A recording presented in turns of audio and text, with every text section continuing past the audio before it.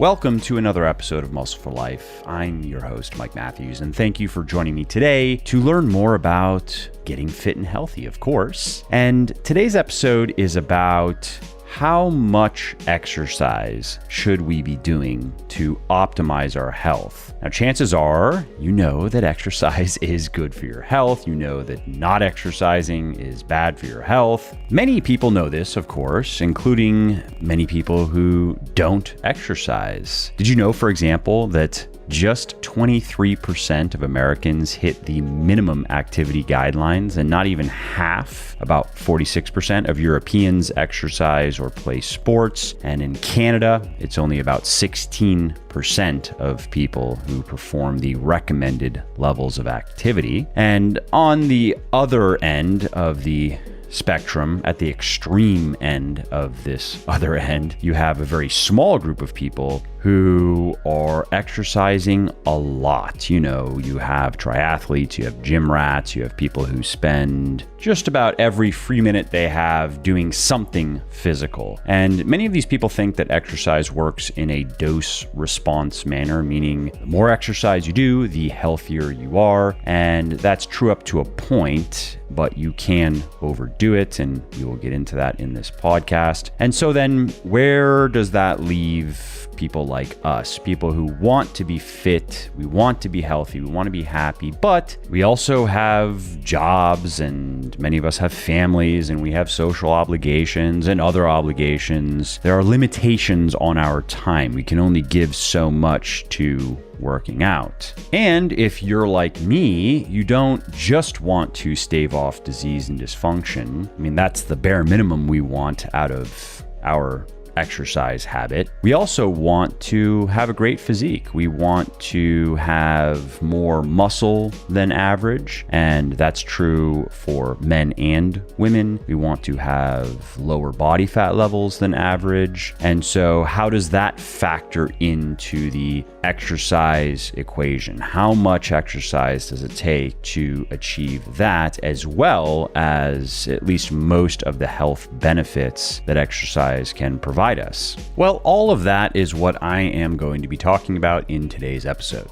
Also, if you like what I am doing here on the podcast and elsewhere, definitely check out my sports nutrition company, Legion, which, thanks to the support of many people like you, is the leading brand of all natural sports supplements in the world. And we're on top because every ingredient and dose in every product is backed by peer-reviewed scientific research. Every formulation is 100% transparent. There are no proprietary blends, for example. And everything is naturally sweetened and flavored. So that means no artificial sweeteners, no artificial food dyes, which may not be as dangerous as some people would have you believe, but there is good evidence to suggest that having many servings of artificial sweeteners in particular every day for long periods of time may not be the best for your health. So while you don't need pills, powders, and potions to get into great shape, and frankly, most of them are virtually useless, there are natural ingredients that can help you lose fat, build muscle, and get healthy faster, and you will find the best of them in Legion's products. To check out everything we have to offer, including protein powders and protein bars, pre-workout, post-workout supplements, fat burners, multivitamins, joint support, and more, head over to www.buylegion.com, BUYlegion.com. And just to show how much I appreciate my podcast peeps, use the coupon code MFL at checkout, and you will save 20% on your entire first order. So again, if you appreciate my work, and if you want to see more of it, and if you also want all natural, evidence-based supplements that work, please do consider supporting Legion so I can keep doing what I love, like producing more podcasts like this.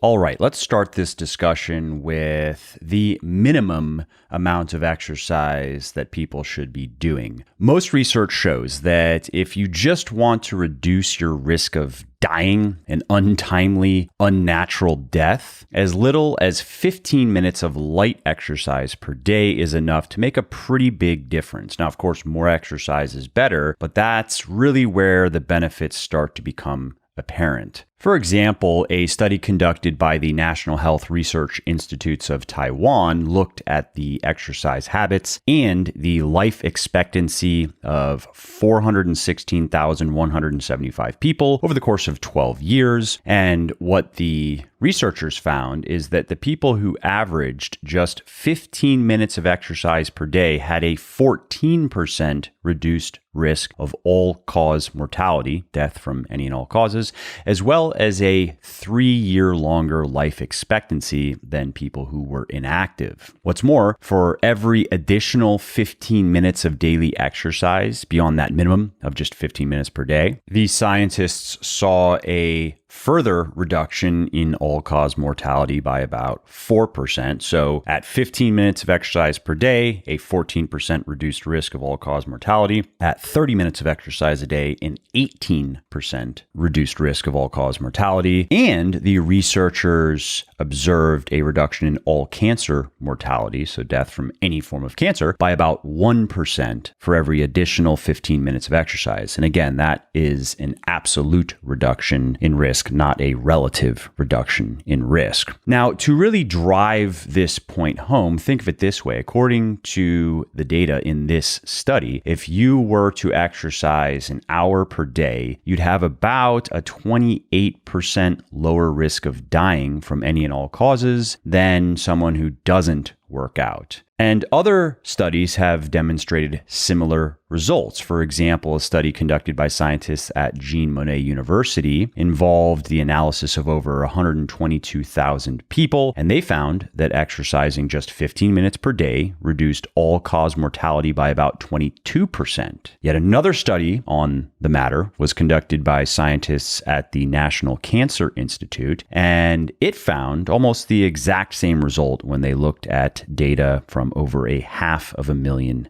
people. And in case you're wondering, exercise in most of these studies was actually pretty easy. We're not talking about intense weightlifting or high intensity interval training. We're talking about walking, jogging, maybe some gentle cycling. And so that just goes to show how powerful exercise is and how crucial it is to staying healthy and to living a long and disease-free life. Now, the reasons for this, the physiological, the mechanical reasons, are myriad. They include improved body composition, improved blood lipoprotein profiles, and that means lower triglyceride levels. It means lower LDL cholesterol levels, the type of cholesterol that people generally think of as bad. It's not quite that simple, but what is true is if your LDL levels are too high and your HDL levels are too low, that's not good. That does not bode well for your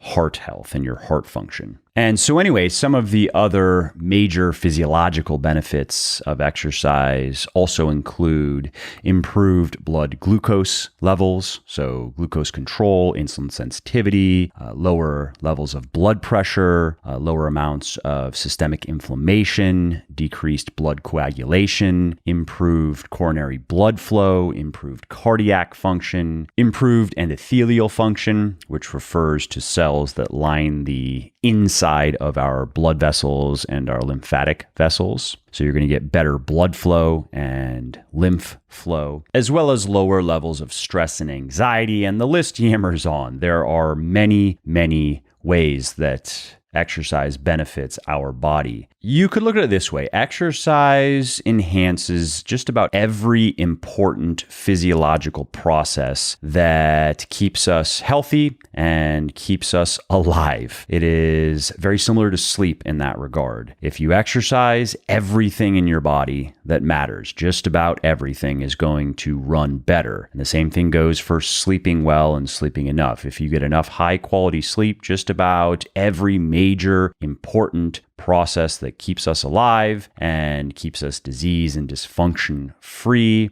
is going to work better. And this fact is also highlighted by what happens if you don't exercise. So according to the World Health Organization, inactivity accounts for about 6% 8% of global deaths and is the fourth leading risk factor for mortality behind high blood glucose, which is just over 6%, tobacco use, which is about 9%, and high blood pressure, which is about 13%. And then other conditions, aside from high blood glucose levels and high blood pressure, that are linked with poor diet and lack of exercise, account for even more deaths. What's more, the WHO estimates that inactivity is the primary cause in around 21% of breast cancer cases, 25% of colon cancer cases, 27% of diabetes cases, and 30% of coronary heart disease cases. And so what that means then is inactivity, just not moving your body enough, is one of the leading causes of preventable death and disease. And that's why the WHO recommends that adults do about 150 minutes of moderate cardio or 75 minutes of intense cardio and resistance training 2 or more days per week, as well as some mobility as time allows. Stretching, yoga, something like that. If you like what I'm doing here on the podcast and elsewhere, definitely check out my sports nutrition company, Legion, which, thanks to the support of many people like you, is the leading brand of all natural sports supplements in the world. Now, so far, I've been talking about exercise, the importance of exercise, moving your body. But how does resistance training compare to cardio? Cardio does great things in the body. It provides many health benefits. And if you really want to optimize your health, if you really want to be as healthy as possible for as long as possible, you should be doing cardio, even if you are doing resistance training regularly, even if you're doing quite a bit of resistance training, even if you're like me and you're lifting weights 5-6 hours per week. If you add cardio into your regimen, you will benefit from it. You are not going to get all of the health benefits of cardio from just lifting weights. And if you want to learn more about that, check out a podcast that I recorded a couple of months ago now called Should You Do Cardio If You Lift Weights? Science Says Yes. And in that podcast, I explain specifically what you get from resistance training in the way of health benefits and what you get in the way of cardio and why combining them really is the best for overall health and well-being. Now, if you listen to that podcast, you will also learn about the unique benefits of resistance training, because the opposite is true as well. If all you do is cardio and you don't do any sort of resistance training, you are not going to achieve optimal health. And you are not going to achieve optimal longevity in particular, because cardio does not help preserve lean body mass, and that is very important for maintaining health and function, especially as we get older. It does not help maintain our resting metabolic rate, which is very important for maintaining a healthy body composition and preventing the slow weight gain that many people experience as they get older, which in time turns into a real problem. If you only are 5 pounds or maybe 10 pounds heavier than your ideal weight or ideal body composition, you can be perfectly healthy. But when you are 30 plus pounds heavier than you should be, and it's all fat, and you've lost muscle, which does happen as we get older if we don't do anything about it, now the risk of disease and dysfunction has gone way up. And now it is something to be concerned about. And because I love to beat the drum for resistance training, cardio is great, but I look at it as supplementary in the scheme of things. I want people spending most of their time training their muscles and a minority of their time doing cardio. That is the formula for success. Resistance training can provide health benefits that many people are not aware of. Like, for example, it improves heart health. Now, if that is not surprising to you, to some people it is, because for a long time, experts and gurus were saying that resistance training and intense weightlifting in particular is bad for your heart, period. It puts too much stress on it. We now know that is not true. We know also that resistance training is great for improving bone density, which of course is very important as we get older, because when we are in our 70s and beyond, we want to be able to function and not fall down and break a hip, for example, or break something, because that can quickly spiral out of control and even lead to death. Resistance training has also been shown to improve sleep quality, which then makes everything in life better and more enjoyable. It improves cognitive abilities, and this is a very unique benefit of resistance training, it's great for improving self-esteem. Cardio, not so much. If it helps you lose fat, yes, then that can certainly boost your confidence, but there's something special about adding some muscle to the right places on your body for just making you feel better every day. Look in the mirror, like what you see, like how your clothes fit, like the compliments you get from people. And then there's really something to be said for being strong, and not just for the purpose of lifting heavy weights in the gym. That is fun, and that can be a bit of a rush, but just knowing in general that you have a strong and resilient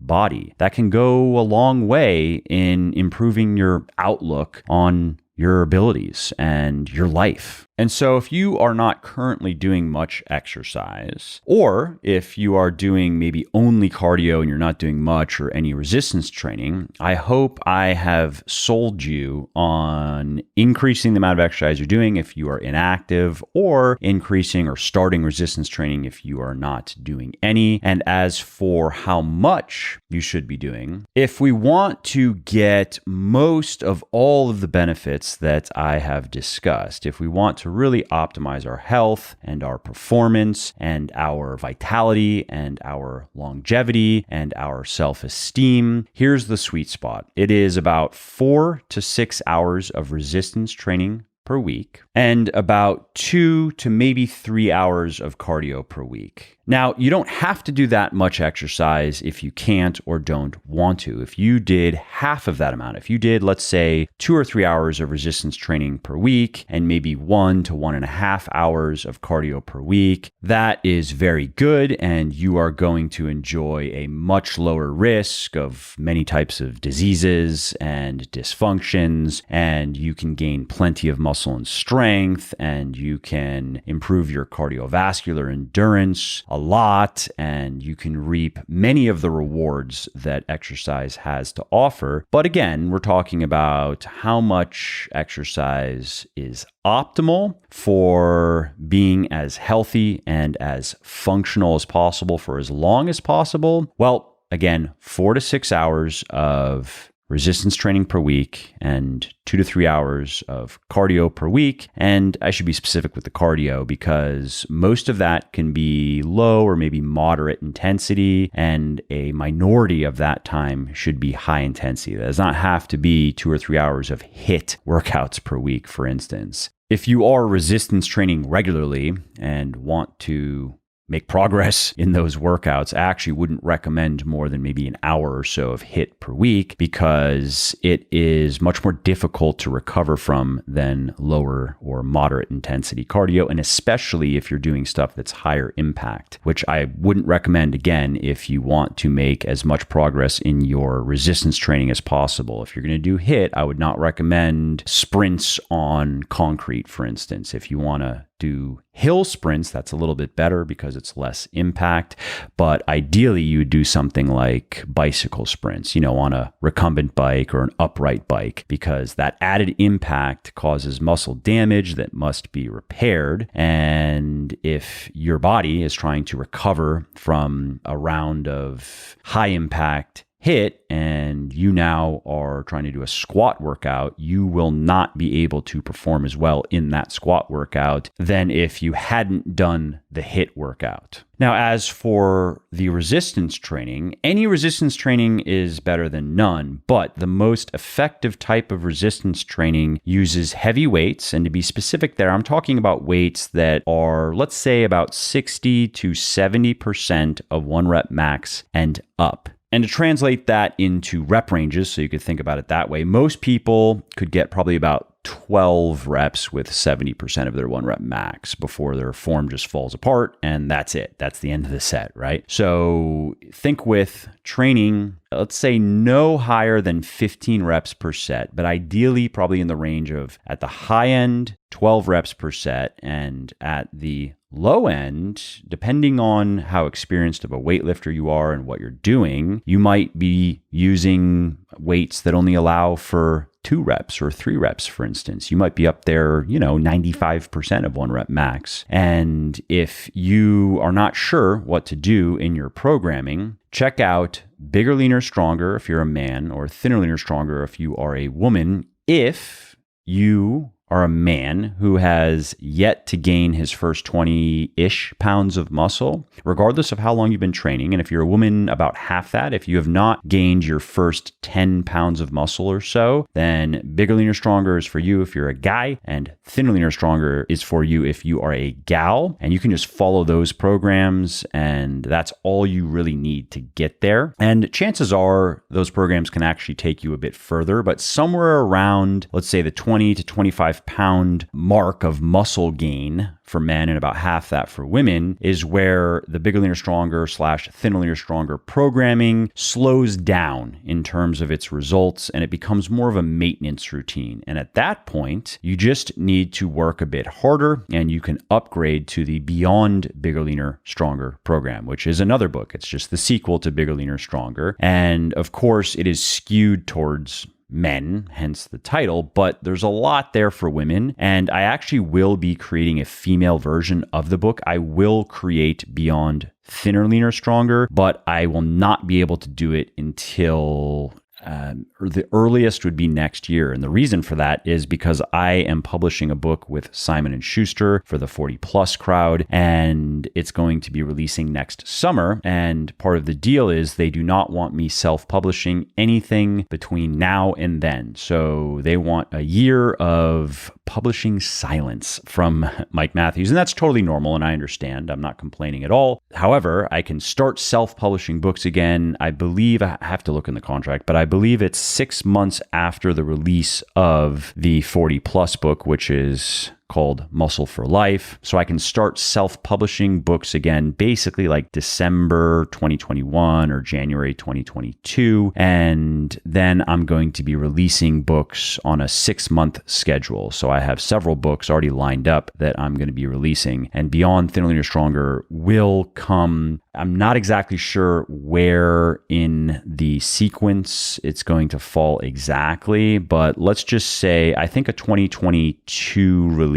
is doable, maybe summer or Q4 2022. In the meantime, however, women can read Beyond Bigger, Leaner, Stronger, get a lot out of it. And if you are a woman who reads it, and if you want help modifying the programming, because the principles apply equally to men and women, but the program I include with the book, and I also include a year's worth of Beyond Bigger, Leaner, Stronger workouts that I programmed in the bonus material for people who don't want to go through the work of building it all out. If they just would rather do what I tell them to do, then that's for them. The thing is, though, many women might look at that programming and not like the amount of upper body volume. They may want to bring the amount of upper body volume down and increase the amount of lower body volume, because that is more reflective of what they're trying to do with their physique. And again, the book gives you all the information and all the tools you need to do that. But if you are a woman and you want some help with it, just shoot me an email, mike@muscleforlife.com, and I'll be happy to do that for you. In fact, I just thought of this. What I'm going to do is I'm going to put together a female version of the programming already,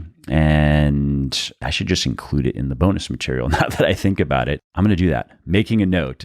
However, if for whatever reason your bonus material, if it hasn't made it into the bonus material yet, or if you're just not exactly sure how it works, again, shoot me an email. Happy to help. And lastly, I'll just quickly mention if you are a guy who has already gained his first 20 or 25 pounds of muscle, or if you're a woman who has already gained her first, call it 10 to maybe 12, 13 pounds of muscle, Beyond Bigger, Leaner, Stronger is probably going to be more productive for you than Bigger, Leaner, Stronger. You may want to read Bigger, Leaner, Stronger or Thinner, Leaner, Stronger if you're a woman because it teaches you the fundamentals. And even if you know a lot or most of what is in there, sometimes it is helpful to be reminded of the things that matter the most and how they work. So you probably can benefit from reading the quote unquote beginner's book. But as far as the program goes, I think Beyond Bigger, Leaner, Stronger will be more productive. Even if you can make progress with Bigger, Leaner, Stronger or Thinner, Leaner, Stronger, I think you'll do a bit better with Beyond